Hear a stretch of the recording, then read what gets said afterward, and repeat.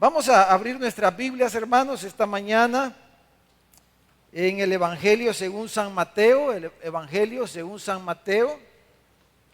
en el capítulo 26. Mateo, capítulo 26. Y lo que queremos hacer, hermanos, esta mañana es comenzar una serie sobre lo que es la guerra espiritual. Hay muchos conceptos, dijéramos, poco bíblicos, dijéramos, o nada bíblicos acerca de la guerra espiritual. Y necesitamos realmente ver los principios, los aspectos necesarios, indispensables para poder pelear bien esta batalla, esta guerra en la que estamos. Y lo primero es que necesitamos estar conscientes, cada uno de nosotros, de que estamos en esa guerra, hermano. ¿Cuánto estamos conscientes que estamos como cristianos, como discípulos de Jesús, estamos en una guerra, hermano? Es una guerra en la que estamos. La iglesia, como dijo alguien, no es un crucero de vacaciones, un crucero de lujo, hermano. La iglesia no es un crucero de lujo, de vacaciones, ¿verdad? Sino que la iglesia es un buque de guerra, hermano. Porque estamos en una guerra. Y Jesús se lo dijo a los discípulos: en el mundo les dijo, tendréis aflicción, pero no teman porque yo he vencido al mundo. Entonces estamos en una guerra y necesitamos, amados hermanos, saber cómo pelear esta guerra. Y a todos creo que de una forma u otra nos pasa. Hemos tenido derrotas, tenemos pérdidas muchas veces, y las pérdidas duelen y duelen mucho, ¿verdad? Cuando perdemos a alguien, perdemos algo, cuando somos heridos en medio de la batalla a la que hemos sido llamados a pelear, es doloroso muchas veces. Y Jesús llamó al enemigo de nuestras almas, al diablo, ¿verdad? Porque nuestra lucha no es contra carne, no es contra sangre, sino contra principados y huestes de maldad, contra las tinieblas, contra el príncipe de este mundo, contra el diablo. Es nuestra lucha, es nuestra guerra. Y Jesús le llamó a nuestro enemigo, le llamó ladrón y salteador. Jesús le llamó al diablo y dijo que él había venido solo a robar, a matar y a destruir. Allá cuando Jesús habla de la parábola del redil, ¿verdad? En Juan 10, les voy a leer. Jesús dijo: el que no entra por la puerta en el redil de las ovejas, sino que sube por otra parte, ese es ladrón y salteador. Y el ladrón, dice, no viene sino para hurtar, quitarnos algo, matarnos, destruirnos. Pero dijo Jesús: yo he venido para que tengan vida y vida en abundancia. Aquí en Mateo, en el capítulo 26, en el versículo 41 especialmente, es donde vamos a centrarnos. Si leemos el versículo 41 de Mateo 26, Jesús, hermanos, en el versículo 40 dice que vino a sus discípulos y los halló ¿cómo? Durmiendo. Estaban durmiendo. Y le dijo a Pedro: ¿no habéis podido velar conmigo una hora? Les dijo. Y entonces les dice en el 41: velad y orad para que no entréis en tentación. El espíritu a la verdad está dispuesto, pero la carne es débil. Y entonces les dijo: velen y oren para que no entren en tentación.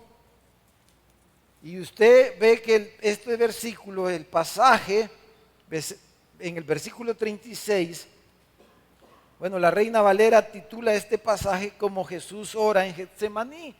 Era el momento, hermanos, dijéramos, más duro Fue el momento más duro para Jesús, más duro que cuando recibió los golpes, más duro que cuando le clavaron las manos, más duro cuando le perforaron la cabeza con esa corona de espinos, más duro que cuando expiró de su lucha, de la batalla espiritual. Este es el momento más duro, más difícil de Jesús.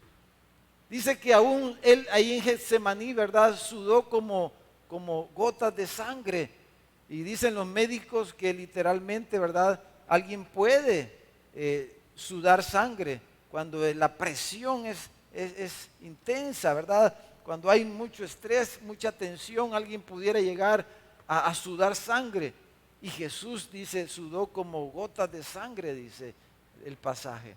Porque fue el momento de mayor tensión, de mayor lucha en la vida de Jesús. Allí Él realmente triunfó, ahí venció y ahí se dispuso a cumplir la voluntad de su Padre, que era entregar su vida en la cruz. Allí en ese momento Él se rindió a su papá. Él le dijo: Señor, no se haga mi voluntad, sino la tuya. Ahí, en ese momento, ¿verdad? Como cada uno de nosotros seguramente tenemos momentos de lucha, de tensión, momentos en los que queremos hacer cosas, ¿verdad?, que quizás no convienen mucho, momentos en los que lloramos y queremos salir corriendo, queremos dejar cosas, queremos dejar personas, queremos dejar lugares. Y en ese momento, cuando necesitamos entregarnos y esperar y confiar en el Señor, ese fue el momento de Jesús. Entonces Jesús había ido a Getsemaní con sus discípulos y Él les quería enseñar, les quería dar la lección, ¿verdad?, de pelear, pues, y les dice, y les había dado la indicación de velar. Y si usted lee todo el pasaje, Jesús fue 1 y 2 y hasta 3 veces donde ellos fue a orar. Jesús se apartó un poquito, dice, para orar, y regresó y le había dicho a ellos que velaran con Él, que oraran. Y ellos no pudieron orar ni siquiera 1 hora, sino que en buen salvadoreño, hermano, se fondearon, ¿verdad? Se durmieron, no pudieron velar. Entonces, lo que queremos hablar como primer punto acerca de esta guerra, hermano, y esto tiene que ver con el estado del soldado, pues, del guerrero, dijéramos. Porque imagínense, si el soldado no está bien en su interior, si no está bien físicamente, en sus emociones, ese soldado es seguro que va a morir en la batalla, ¿no es cierto? Si no está bien físicamente y emocionalmente, el soldado puede ir a la guerra, pero va a ser el primero que va a caer ahí. Entonces, lo primero que quisiera que viéramos aquí en este versículo es este tema que está ahí en la pantalla, ¿verdad? La vigilancia espiritual, y usted tiene en su boletín. A veces no lo hemos enfocado de esta manera, pero la vigilancia espiritual, hermanos, según el versículo 41, cuando dice velad y orad, la vigilancia espiritual, hermanos, viene o tomamos esa idea o le llamamos así o se desprende, dijéramos, de la palabra que se repite una y otra vez en el Nuevo Testamento. Por lo menos 20 veces en el Nuevo Testamento se menciona la palabra velad, y Jesús particularmente usó mucho la palabra velad o velando, dice. Y la Escritura nos exhorta constantemente a estar velando, y eso nos habla de la vigilancia, ¿verdad? Piense en un cuartel, ¿verdad? Piense en un cuartel y siempre en los cuarteles hay garitones, ¿verdad?, donde están los vigías. Ahí arriba en el garitón está el vigía, está vigilando. Si el enemigo, si no hay algún peligro que pueda amenazar al cuartel, ¿verdad?, está ahí en el garitón los vigías. Y ese es el encargado de estar vigilando, ¿verdad? De tener los ojos, y para vigilar hay que tener los ojos bien abiertos. Y hay que estar obviamente despiertos. Y por eso es que Jesús les dice, velad, o sea, vigilen. Entonces, pero él estaba hablando de algo espiritual y se conecta con la oración. Entonces, el concepto de vigilancia espiritual viene de esa palabra velad que Jesús menciona aquí. Entonces, dentro del concepto de una guerra, hermano, velad o la vigilancia tiene que ver con algo preventivo. Y es lo primero, ¿verdad? Que necesitamos tener presente en esta lucha, en esta guerra. Jesús nos enseñó a orar en el Padre Nuestro, ¿verdad? Entre otras cosas, Él dijo, ya al final del Padre Nuestro dice, Padre, no nos metas en tentación, mas líbranos del mal, porque tuyo es el reino, el poder y la gloria por siempre. Entonces, la vigilancia espiritual, hermanos, es algo preventivo. Y el Señor nos manda a estar atentos, a estar despiertos, a estar vigilantes siempre. Y ese es el punto. Entonces, en el versículo 41, en nuestro texto, Jesús les dice, velen o vigilen, ¿verdad? ¿Para qué dice que vigilen? Para que no entren en tentación, para que no entren en tentación. Porque hermanos, cuando entramos en tentación, entonces ahí ya estamos en terreno del enemigo. El enemigo, el diablo, nuestro enemigo, siempre va a querer llevarnos a esa zona roja, dijéramos. A esa zona roja. Cuando el diablo logra llevarnos a esa zona roja, a la zona donde podemos ser tentados o donde somos tentados, esa es la zona de nuestra debilidad. Santiago dice que cada uno de nosotros somos tentados cuando de nuestra propia concupiscencia, ¿verdad? Somos seducidos, somos atraídos. Entonces, si para alguien la tentación es una cerveza, pues el diablo va a tratar de llevarlo a ese ambiente, a esa área, a esa zona donde pueda ver una cerveza, donde alguien se la pueda ofrecer, etcétera. Si su tentación es otra, pues el diablo va a tratar de llevarnos a esa zona, ¿verdad? Donde eso que es una tentación para nosotros sea accesible, se nos presente, nos va a poner personas que les gusta eso, que nos van a invitar, que nos van a pagar quizás, etcétera. Pero la manera de no caer en esa zona de peligro para nosotros es estar vigilando. Amén, hermano. Entonces, porque cuando ya estamos en esa zona, hermano, la carne, que es nuestra naturaleza humana caída, ¿verdad? La carne es nuestra naturaleza humana de pecado. Todos tenemos esa naturaleza y cada uno es tentado de diferente manera. Entonces, el mundo, ¿verdad?, que nos ofrece todas estas cosas, y la tentación nos hace vulnerable a Satanás. Entonces, para eso, dice Jesús, necesitan estar velando para que no caigan en esa zona. Necesitan estar vigilando su corazón en primer lugar. Como dice el proverbio, sobre toda cosa guardada, guarda, porque de él mana la vida. Entonces, ¿qué es lo primero que necesitamos vigilar? Nuestro corazón. Usted y yo necesitamos conocer cuáles son nuestras concupiscencias. Entonces, ¿para qué? Para evitar eso, para alejarnos de eso, para estar lejos de esas zonas de peligro personal, donde seremos presa fácil del enemigo de nuestras almas. Brian Edge dijo, la vigilancia es la piedra de afilar, dijo, de las disciplinas espirituales. La práctica que mantiene afilados los demás hábitos, las demás disciplinas.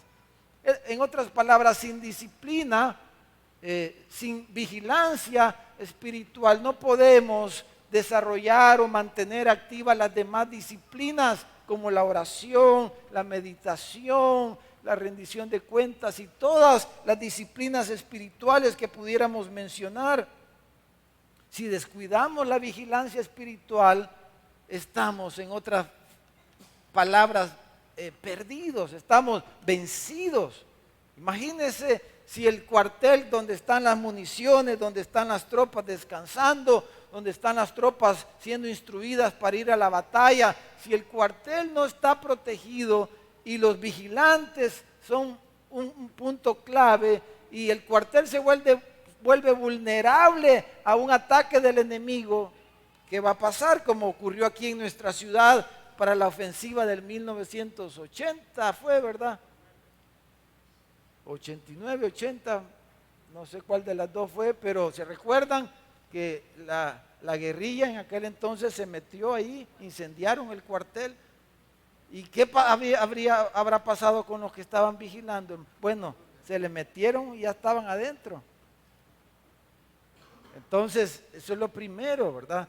La vigilancia espiritual es velar, es estar atentos.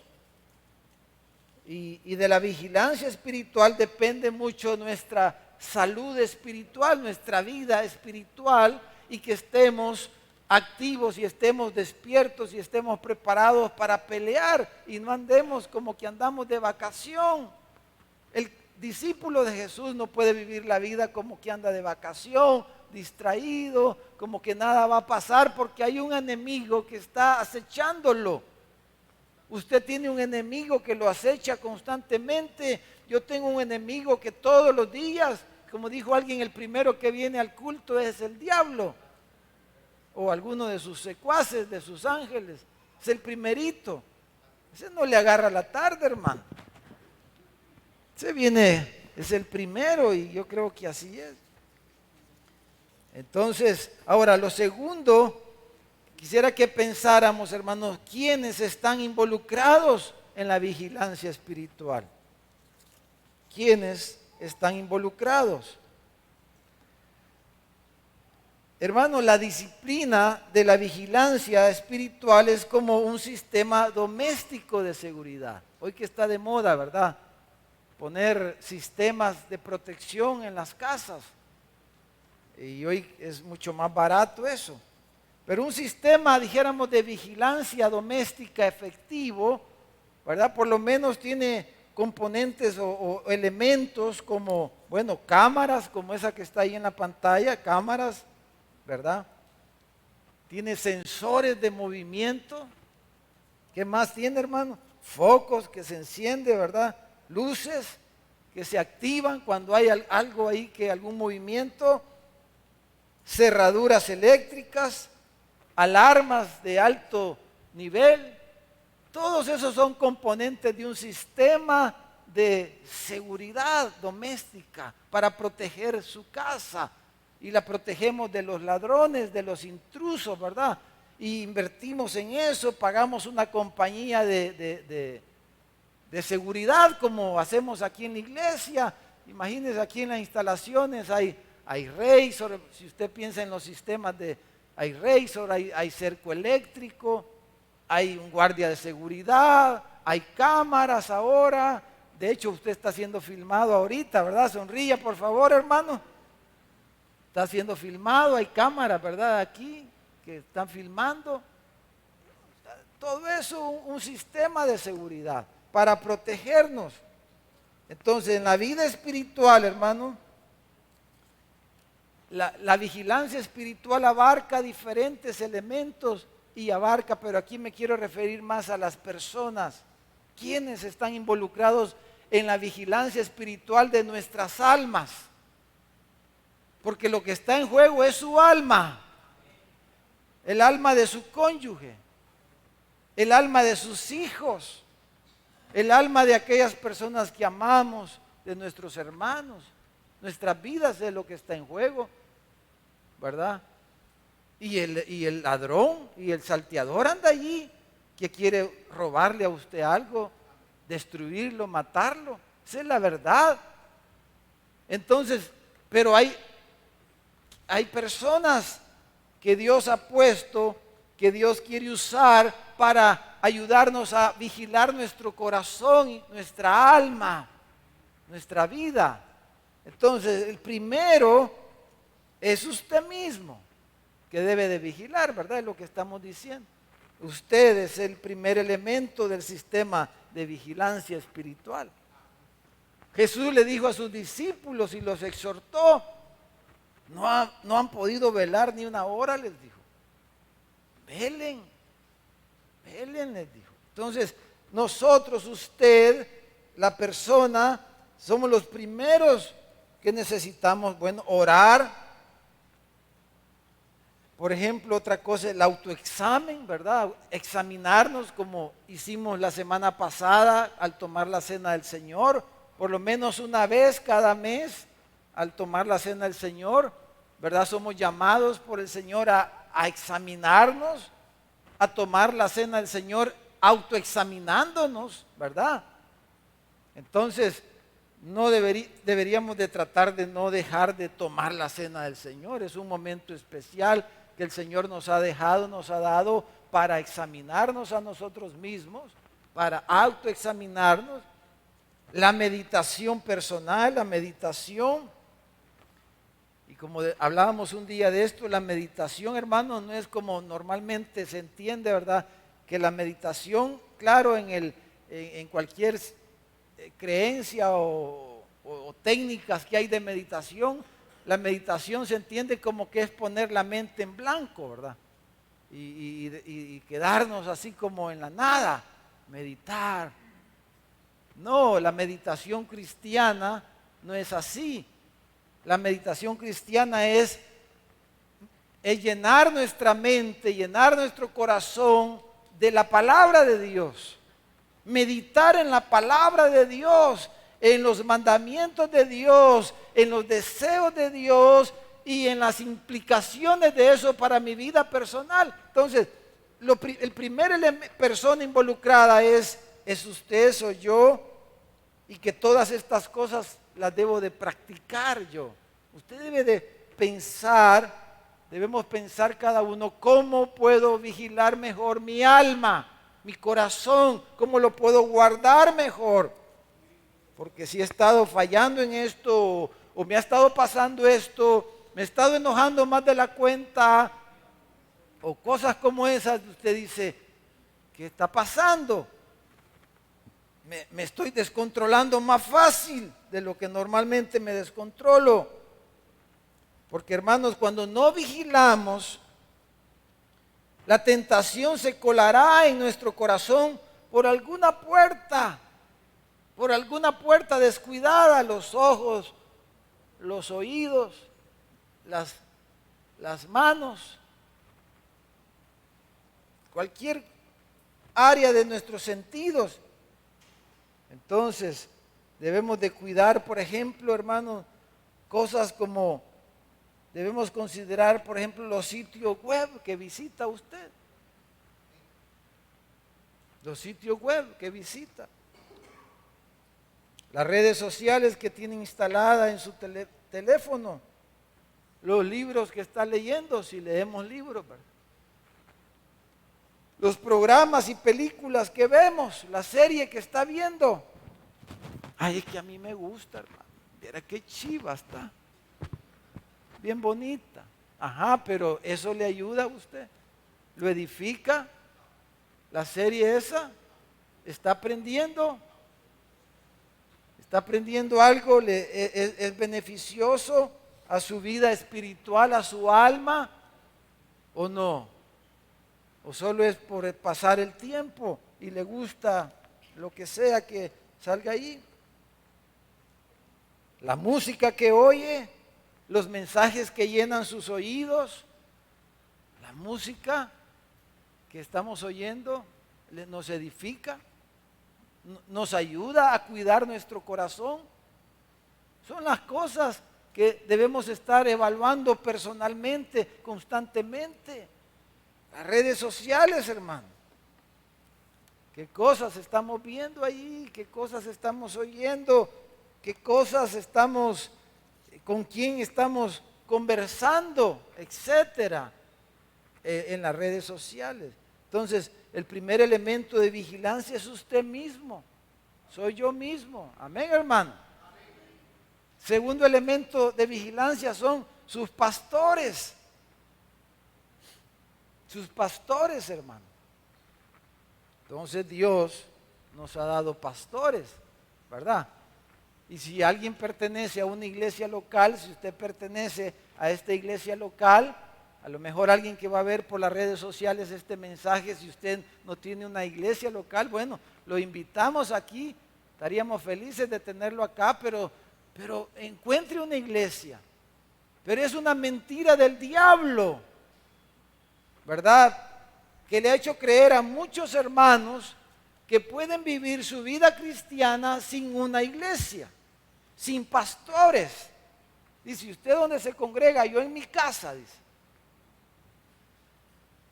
Sí, en su casa, hoy con estas cositas, usted puede oír los mejores predicadores del mundo. Pero no es lo mismo, eso no es lo que estamos diciendo, es tener pastores, es pertenecer a una iglesia local, tener una comunidad de fe, una comunidad cristiana. Entonces, ¿por qué sus pastores, hermanos? ¿Por qué los pastores? Porque ellos tienen el mandato divino. Los pastores tienen el mandato de Dios de velar por las almas.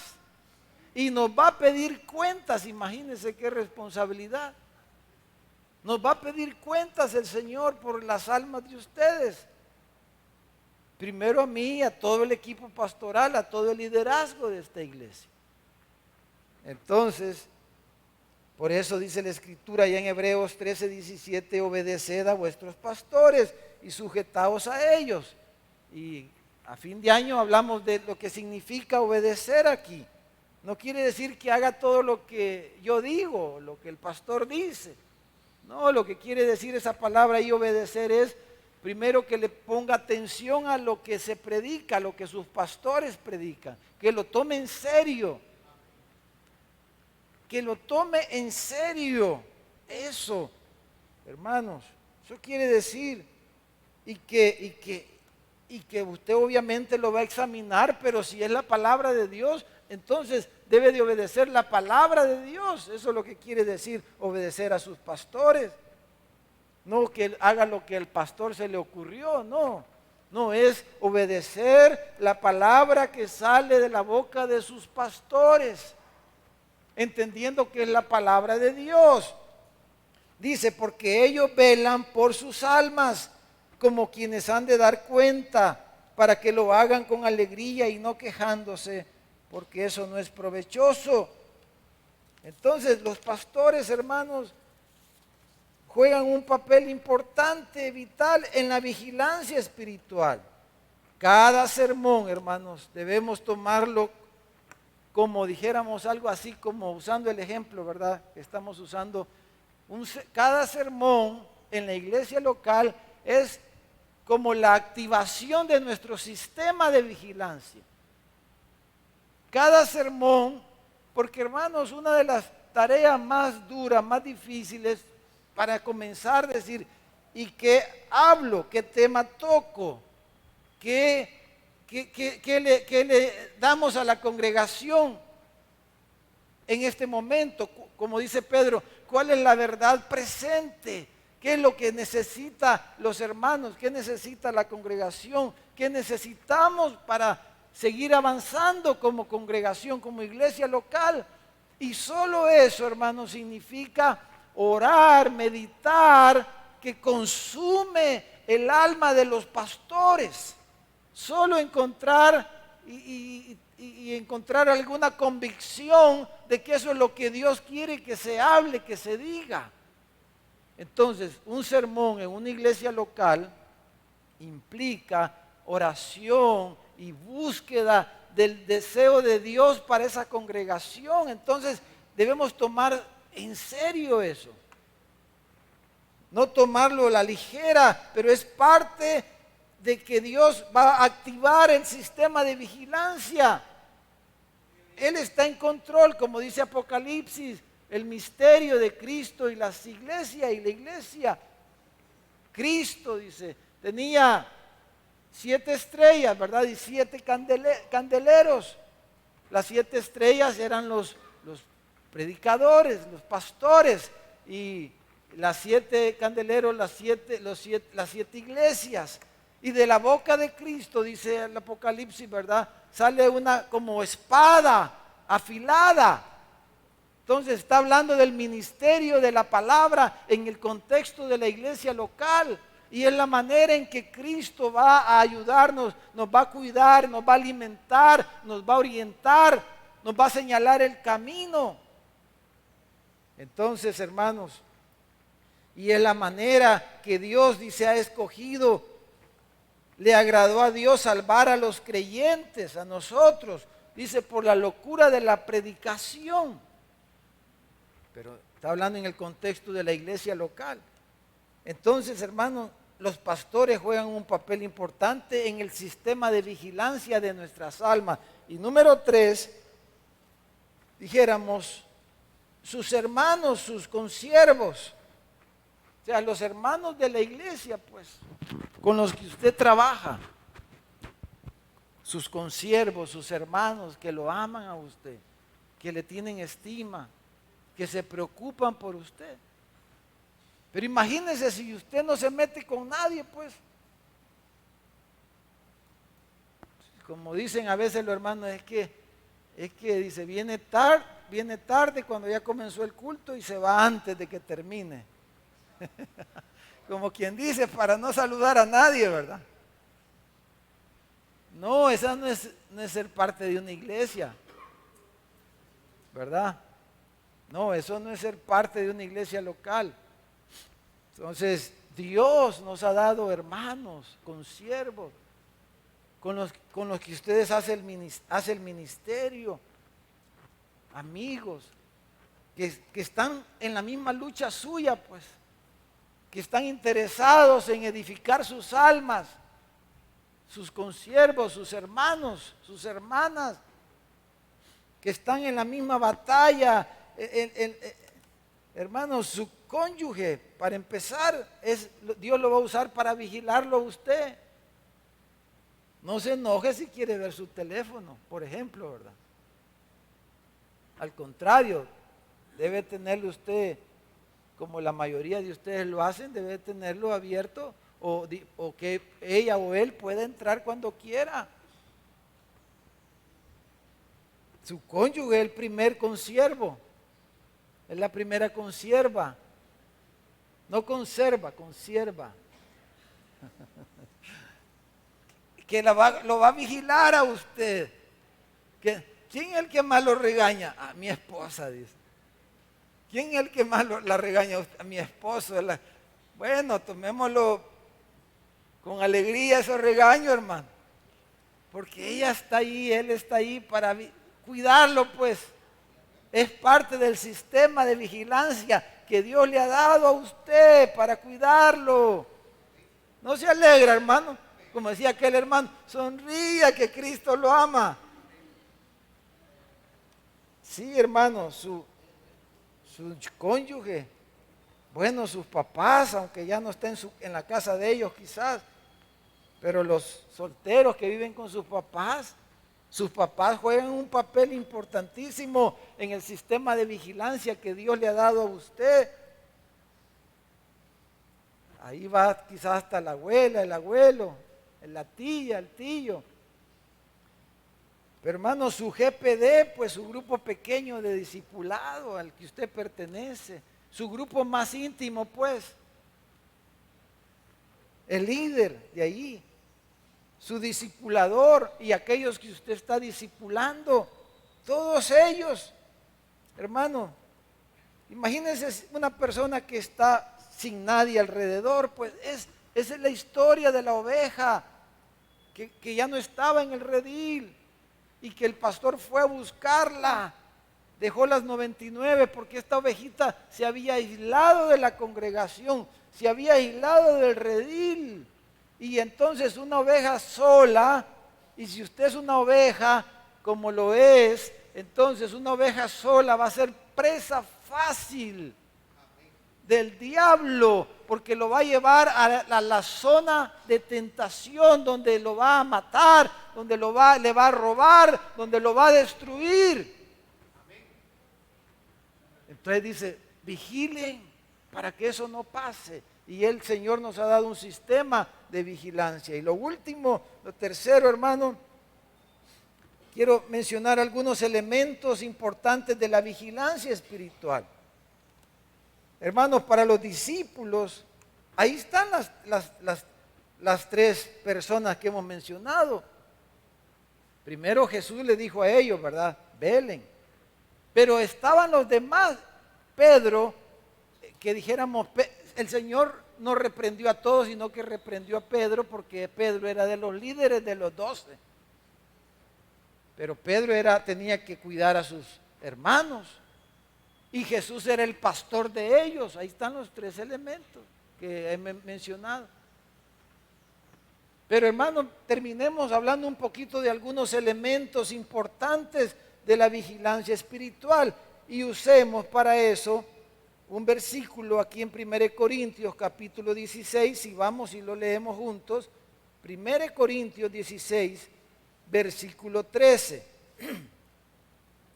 Búsquelo en su Biblia, por favor. 1 Corintios 16, 13. Espero que después de este mensaje se enoje menos cuando alguien le diga algo, hermano. Alégrese que se preocupan por usted, que lo aman, la aman, amén. Aunque a veces, pues sí, los regaños no caen muy bien, ¿verdad? Entonces, pero nos cuida el Señor a través de eso. 1 Corintios 16, 13. La vamos a poner ahí también en la pantalla un ratito. Dice, velad, dice. Pablo le dice a los corintios, vigilen, quiere decir, ¿verdad? Estad firmes en la fe, portaos varonilmente y esforzaos para... Bueno, sigue. Entonces, veamos tres elementos ahí en este versículo pequeñito. Velad, que ya estamos hablando de eso. Pero vuelvo y repito, hermanos, el elemento aquí, hermanos, de la prevención, de la vigilancia espiritual, tiene que ver con no proveer para la carne. Como dice Romanos 13, 14, vístanse del Señor Jesucristo, dijo Pablo, y no provean para los deseos de la carne. Hermano, usted y yo debemos alejarnos y mantenernos lejos de todo aquello, para empezar, que en nuestra vida anterior, hermanos, haya sido motivo de pecado en nuestra vida. Si usted fue un alcohólico, pues debe de mantenerse en su vida cristiana lejos. Aunque no vaya a almorzar ahí, iba a decir el nombre, pero a alguna de las cantinas. Vaya a almorzar a otra parte, pero no vaya a almorzar a una cantina. No hay pecado en ir a almorzar a una cantina. Pero para usted, si usted era un alcohólico en su vida pasada, pues no vaya, ni se acerque, ni pase cerca ahí de esos lugares, ¿verdad? Si para usted, no sé, ¿qué podemos decir, hermanos? Si para usted el chambre le picaba la lengua, y eso era tentación, ¿verdad? Para hablar, tiene que alejarse de eso. Si usted fue muy promiscuo, o sea, tuvo problemas en el área sexual, entonces debe de alejarse de todo eso. Si tuvo problemas con la pornografía en su vida antes de Cristo, entonces tiene que alejarse de eso en su vida cristiana. No puede jugar con eso. Son áreas y son cosas con las cuales no puede jugar, no puede darse el lujo de darles un chancecito. Debemos alejarnos de todo aquello que fue motivo de deleite pecaminoso en nuestra vida antes de Cristo. Velad para que no entréis en tentación. No proveáis, quiere decir, no provean. Velen, les dice Pablo aquí. No provean para la carne. No provean. Si usted tiene que está vigilando su corazón cuando se junta con X persona, no le edifica en nada, pues evite esa persona. Las malas conversaciones corrompen las mejores costumbres, dice la palabra. Si hay alguien que no lo edifica, sino que es motivo de tentación, es lo contrario, entonces aléjese de esas personas, porque no le ayudan, no contribuyen. Amén, hermanos. La vigilancia espiritual es una disciplina espiritual preventiva. Y en la medicina dicen que es más barata la medicina preventiva que la curativa. Es mejor, es más barata. Es mejor prevenir que lamentar, dice el dicho. Entonces, estamos hablando de llevar una vida espiritual de prevención. Alejarnos, no entrar en tentación. Pero cuando usted comienza a sentir atracción por algo y comienza a pegarse a eso, y usted sabe que no está bien, usted ya está en terreno. No ha pecado, de hecho, no lo ha hecho, pero usted ya está allí. Eso es lo que dice Jesús. No entréis en tentación. Ya usted está allí, ya está atraído, cautivado por el diablo, llevado por su concupiscencia. Lo segundo que Pablo menciona en este versículo 13 de 1 Corintios 16 dice que debemos estar firmes, debemos velar en cuanto a estar firmes, firmes en la fe. Y aquí juega un papel importante la comunidad completa de fe, la iglesia local. Mire lo que dice Efesios capítulo 3 versículo 16, dice: para que os dé conforme a las riquezas de su gloria el ser fortalecidos con poder en el hombre interior por su espíritu, para que habite Cristo por la fe en vuestros corazones, a fin, dice, de que arraigados y cimentados en amor, seáis plenamente capaces de comprender con todos los santos cuál sea la anchura, la longitud, la profundidad y la altura, y de conocer el amor de Cristo, que excede a todo conocimiento. Dice, arraigados y cimentados. Un elemento importante, hermanos, es que necesitamos, como dice aquí, estar firmes. O sea, debemos estar arraigándonos en la fe, firmes en la fe. Y para estar firmes necesitamos arraigarnos. ¿Ha visto usted esos grandes árboles que caen cuando hay una tormenta, hermano? ¿Ha visto esos grandes árboles cómo caen? ¿Y cuál es el problema principal por qué cae? Aparte, un ventarrón fuerte, ¿verdad? Pero ¿por qué cayó ese árbol? ¿Y por qué no se cayó el otro que estaba a la par? Porque por algún motivo ese árbol había dejado de echar raíces profundas. Y entre más grande es un árbol, sus raíces deben de ser más grandes, más profundas y más fuertes. Su sistema de raíces debe de ser más grande.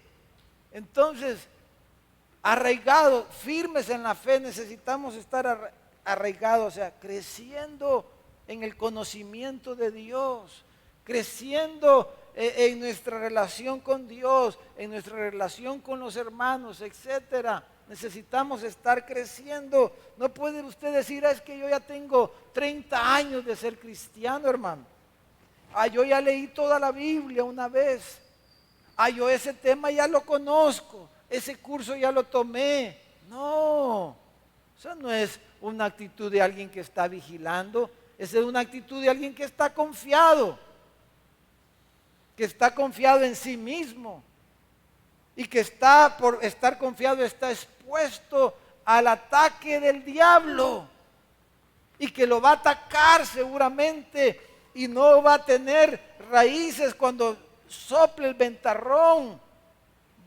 Por muy grande que sea la persona, por muy ejemplar que sea la persona, dejaste de crecer hacia abajo, estás destinado a caer. Firmes en la fe. Y lo último que dice, portaos varonilmente y esforzaos. Hermanos, la virilidad, la masculinidad, siempre en primer lugar se relaciona con el esfuerzo, ¿verdad? Con la fuerza y con el esfuerzo. Pero ahí le está hablando a todos, no solo a los varones, sino que también a las mujeres, a las hermanas, ¿verdad? Y les está diciendo a las hermanas, sean machas. No, ¿verdad? No le está diciendo así. Usen pantalones las hermanas. No, no le está diciendo eso. No, le están diciendo a los hombres y a las mujeres que sean esforzadas. Que sean esforzadas, pues. Que no sean pusilánimes, que no sean aguados, sino que sean fuertes, que sean firmes. Eso está diciendo Pablo. Pablo le dijo a Timoteo, tú pues, le dijo, hijo mío, esfuérzate en la gracia que es en Cristo Jesús. Dice, portaos varonilmente, esfuércense. Está diciendo, esfuércense en la gracia. Esa es la mente de Pablo. Ese es el pensamiento de Pablo. Que seamos esforzados en las cosas de Dios, pues. En la gracia de Dios. Porque, hermano, la gracia de Dios es lo que Dios nos da para que hagamos lo que Él nos pide. Él nos pide algo y usted no lo puede hacer, ni yo lo puedo hacer, pero Él nos da la gracia para que hagamos lo que Él nos pide que hagamos. Mire qué fácil. Él nos da lo necesario para que hagamos. Como le hablaba yo esta semana a los jóvenes en la clase de Biblia, que estamos hablando acerca de la familia, a los que van a salir de bachilleres, y estamos hablando del matrimonio, de las relaciones sexuales. Y entonces estábamos hablando del mandamiento cultural, ¿verdad? Del mandato cultural, que el Señor le dijo a la primera pareja, les dijo, multiplíquense y llenen la tierra. Entonces les preguntaba yo, les digo yo, ¿y cómo debería de ser el deseo sexual en el hombre y en la mujer para que eso se pudiera llevar a cabo? ¿Pequeño o grande? ¿Qué cree que respondieron? Lo mismo que usted está respondiendo. ¿Cuánto, hermano? ¿Pequeño o grande? ¿Bastante o poquito? Bastante. ¿Cómo iban a llenar todo el planeta sin deseo sexual, hermano? Pero Dios les dio por eso, porque le está hablando de tienen que cuidarse, pues. No pueden jugar con eso. Si juegan, se van a quemar. Tienen que alejarse de la tentación. Pero Dios nos da lo necesario para hacer lo que Él nos dice que hagamos. Así es Dios. Él nos dice, vaya a comprar a la tienda y nos da suficiente para que nos alcance y comprar en la tienda. Él no nos da, no nos pide algo sin darnos lo necesario. Entonces, hermanos, concluyendo esta mañana, así como el vigilante nocturno en el garitón, hermano, para estar despierto tiene que esforzarse, hermano. Tiene que mantener los ojos abiertos y estar despierto y mantenerse en el lugar ahí correcto, en la posición. no se puede bajar del garitón, tiene que llevarse al garitón lo necesario para pasar la noche ahí o hasta que lo releven, ¿verdad? Agua, o si va a tener comida, lo que sea, tiene que tenerlo ahí y mantenerse los ojos abiertos, despierto, vigilando. Tiene que tener los ojos enfocados en lo que, en su zona de control. No va a estar viendo para adentro el cuartel, ¿verdad? El vigilante, no, tiene que estar viendo el terreno, tiene que tener los ojos. Y si bien es cierto que el Señor nos manda a vigilar nuestro corazón, a poner nuestros ojos en nuestro corazón, a examinarnos, pero aún más que eso, hermano, la Biblia nos llama a poner nuestros ojos ¿en quién, hermano? En Cristo, en Cristo, a no quitar nuestra mirada de Cristo, a correr con paciencia, a poner los ojos en Jesús, el autor y consumador de la fe, a no dejarlo de ver a Él, porque si lo dejamos de ver a Él, hermano, ya no estamos vigilando adecuadamente. Si usted se comienza a fijar más en los hermanos, en los líderes, en la iglesia, en esto, en lo otro, usted está perdida, está perdido. Vamos a poner los ojos en Jesús, tan lleno de gracia y amor, como dice aquel canto. Poner los ojos en Jesús. Mire, hermano, en Lucas 12:35, Jesús dice que bienaventurados aquellos siervos que su Señor los encuentre velando. Versículo 37 de Lucas 12 dice: bienaventurados aquellos siervos a los cuales su Señor, cuando venga, halle velando. De cierto digo que se ceñirá y hará que se sienten a la mesa y vendrá a servirles. Imagínense qué promesa más linda, hermano. Cuando Jesús venga a sus siervos, dice que los encuentre velando, vigilando. Dice que Él nos va a servir, hermano. Él nos va a servir. Porque nos va a dar reposo, nos va a dar descanso.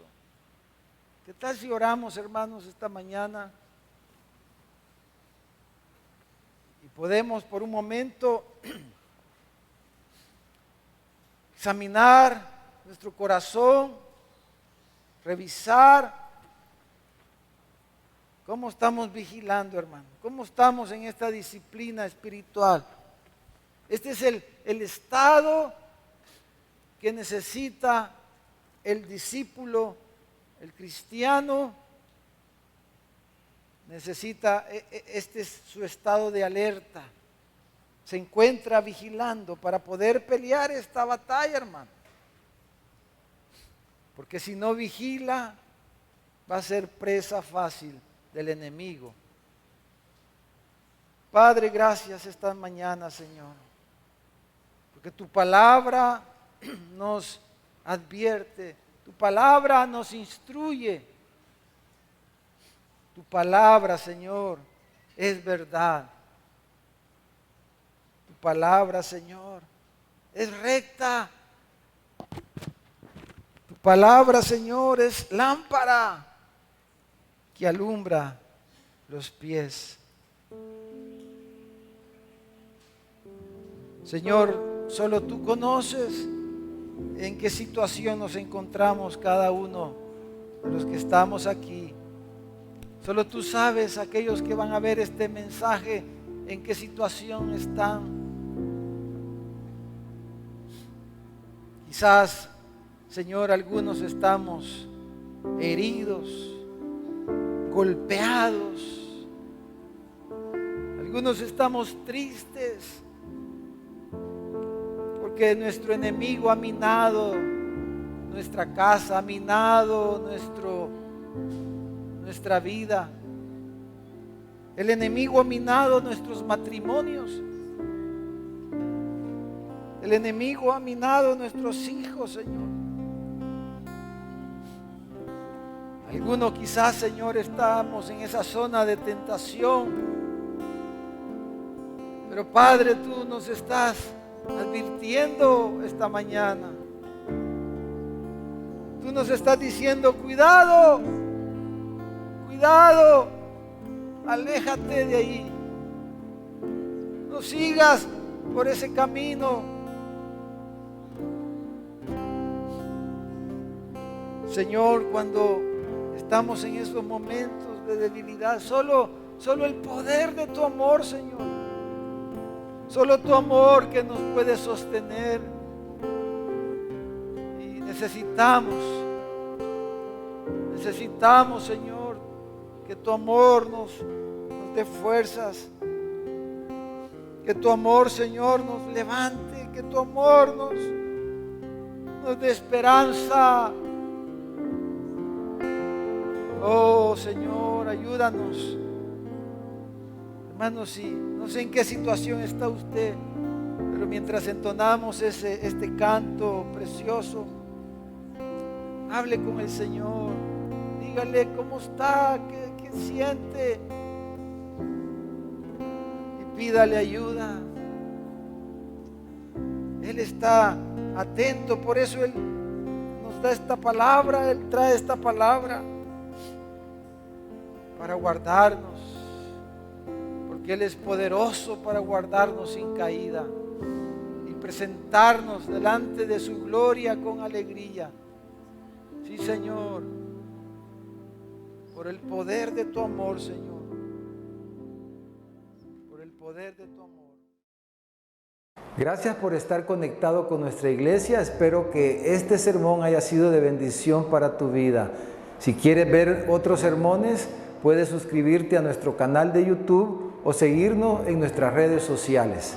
Recuerda que los sermones de nuestra iglesia estarán siendo transmitidos en vivo los días domingo a las 5 de la tarde y los días jueves a las 7 de la noche. Así que te esperamos.